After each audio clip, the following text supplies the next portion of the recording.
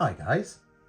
So the final steam engine build as far as I've planned for the Skarloey project is going to be number 7, Ivo Hugh, which is the fictional twin engine of number 7 Tom Rolt off of the Talyllyn. And you might know that this was built at the Talyllyn out of components from Irish peat bog engine, which is...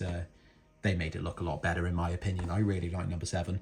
You'll also know, if you're followed the channel for a while, is that I built my TR number 7 out of a old Shapeways print, and that print was made by a chap called Adam Hamilton. And you may know Adam Hamilton is also top of the chain at Miniature Modelers Hub.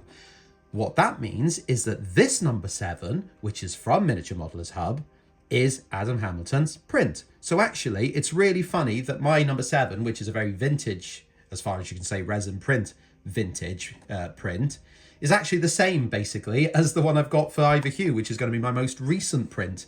So there we go. That's a bit of funniness for you. Isn't that funny? So you can see on here that obviously you've got the two main components, as in the tank and the boiler and things there, and then the cab on the back. So I'm obviously going to have to remove it from all the secure support system that it has. I only wish my support system was as good as this. On this print over here, you've got the roof, you've got the pony truck arm, I suppose. I don't know what you'd call that.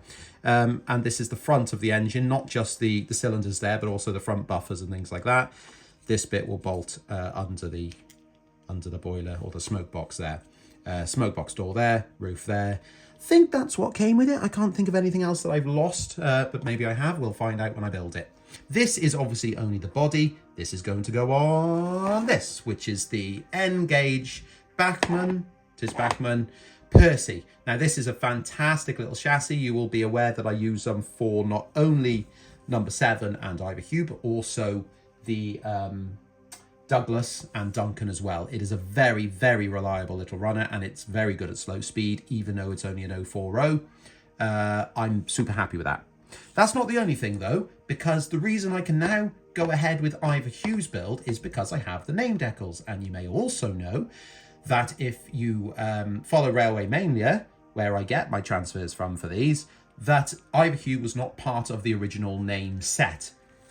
But fear not, because they've seen that I cried for help on videos and things like that, and they've actually taken the time to produce a sheet of Ivo Hugh names, which is absolutely fantastic, and I'm really chuffed to bits. So thank you guys if you're watching this, which hopefully you are. I'm going to use them now and decide which one to use. I'm assuming I'm going to go with the larger one looking at it. But we'll find out, I guess, at the end. There are extra sets. They are reserved, unfortunately, so please don't start bombarding me with messages, because you can't have them unless your name's James. But you have to be that specific James, not just any James, the one who already... Anyway, the other thing to think here is when I have successfully given a go-ahead for the sizes of these, they will probably be then, I'm assuming, available on the site. So let's get on with the build and see Ivo Hugh once and for all in 009. I'm going to add the primer first, and you should be able to see that I've already given it a first coat. I don't usually show the second or sometimes third coat, I only show the first one going on, but I thought it'd be really useful for you to see how thick this coat actually is, and you should be able to see, hopefully, I know it's a little bit shiny, how light it is. You see on the back here how there is only a little bit on. You can see the resin through it. That's exactly the point, okay? It's a tiny, tiny little thin coat, and then we just build it up. So the next coat will hopefully hit, you know, more of those pieces. If you do it too thick, obviously, you're going to struggle trying to see those details and things. So there we go, that's a second coat. It's still quite light. The top coat's been a little bit funny, actually, because this is the same pure red as I've used for all the other Skarloey builds. But actually, this has not gone on very well, and I don't blame the primer, because well, you can barely tell, but I swapped over to a grey primer after giving it a first go. I wonder if it's because my bottle of paint is getting right to the end now, so the paint isn't as good as it was. But that's okay. What I've done is I've ended up giving it about, I think this is coat number 5, just to really try and, you know, make it uniform and a nice tidy coat. It's obviously going to be weathered and things like that, but, you know, I think that's pretty much there, I think, now, finally. So that brings us to masking, ready for the black to be sprayed on. And I do like to spray the black on as opposed to paint it on, just because things like the foot plates, for example, which, all right, this is a terrible example of an engine because it doesn't have any here. But if it did, it would really help.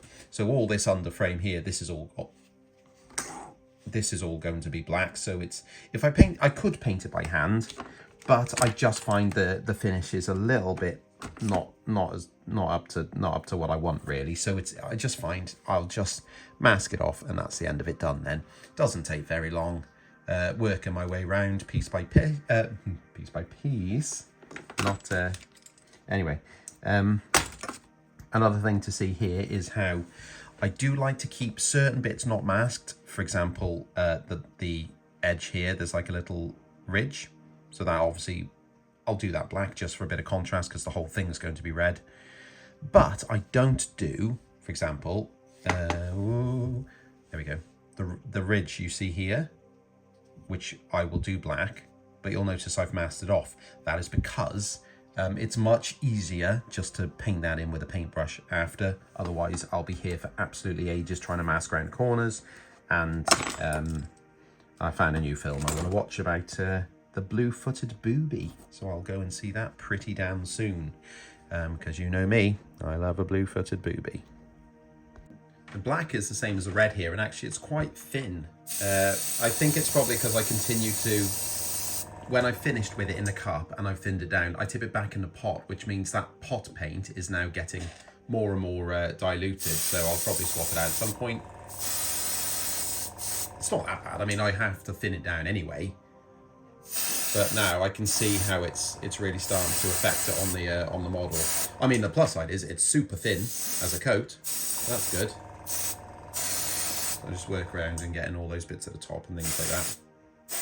So I'm coming in to add in all these black details now and tidy up the lines. I say tidy up. I've really made quite a mess around the door frames there, but it, you know, the beauty of doing the weathering like I do on these is that actually it's going to be very, very good at hiding those and softening the edges. I don't usually do it that bad. I'm not really sure what's happening tonight. I am watching the Lucy Letby thing, so it's probably that I've got my head quite preoccupied. But like I said, I can cover that up. I've changed my paint as well. This is the same black, but I found a fresh bottle of it in my stash. So actually, it's going on a lot nicer now, a lot thicker. So, go around there. It's really weird seeing number 7 in red. You know, it's only ever been in green on the TR, so it's really strange.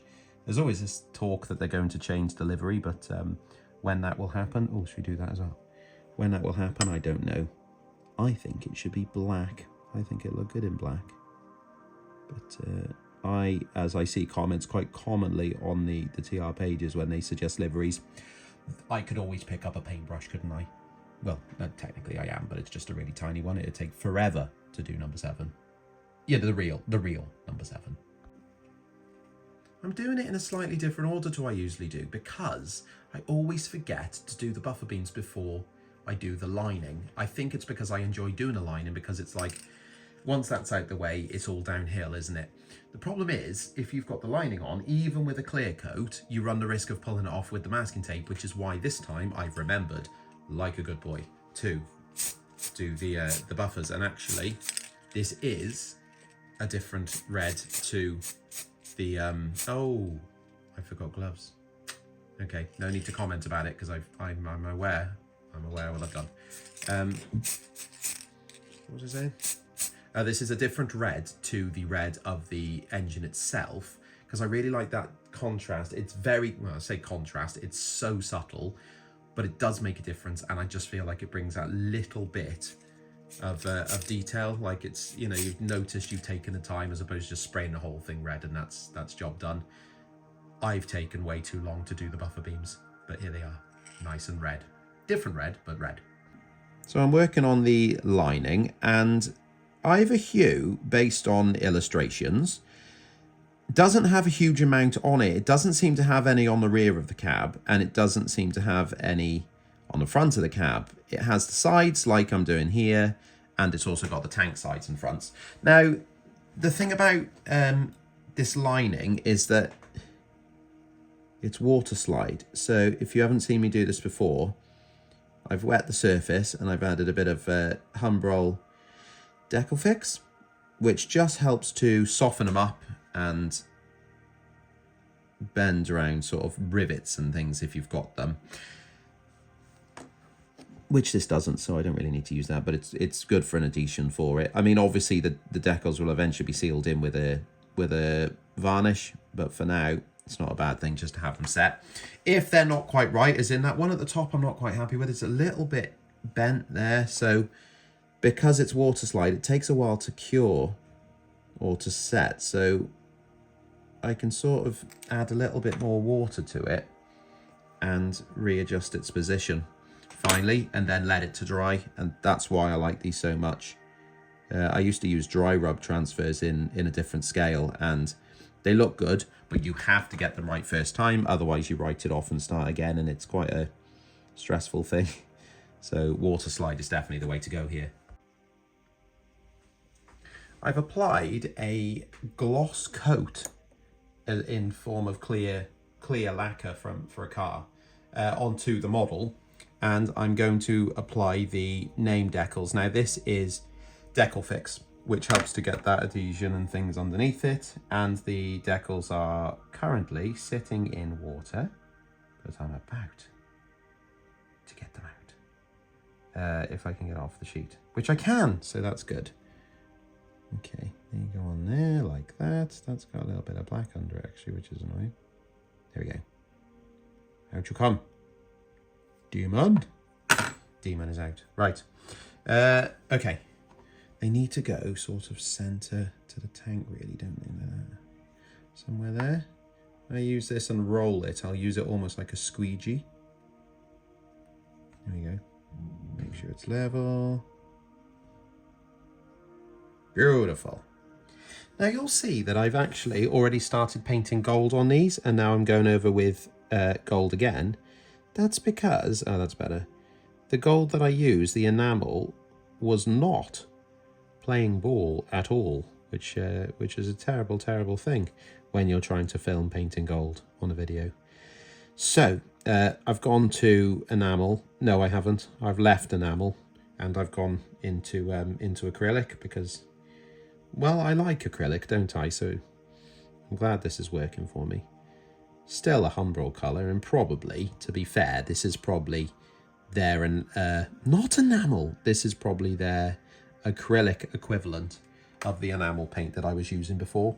So I don't think it's exactly too much of a problem. In fact, if I paint that on there, yeah, it looks the same. That's okay. That means it'll work with all the other stock that does have the enamel paint on. So yay for me, and yay for you. Not for this. You can work out a reason why it's yay for you. What have you done today? Something good? It'll be that. Well, I suppose now the only thing to do is make this look a little bit more like it works on a railway.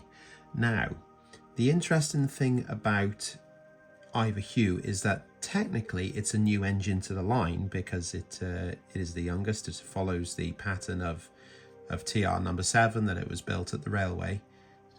So technically it shouldn't be that dirty, but that's also a story which I'm not inclined to follow because I like them to look dirty. So they will be.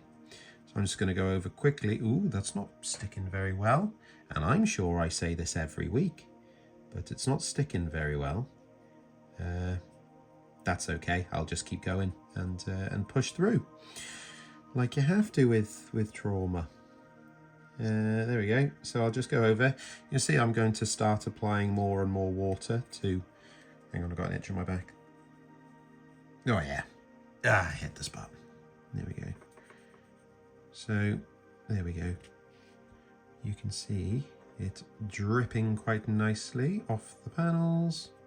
towards the ground, like so.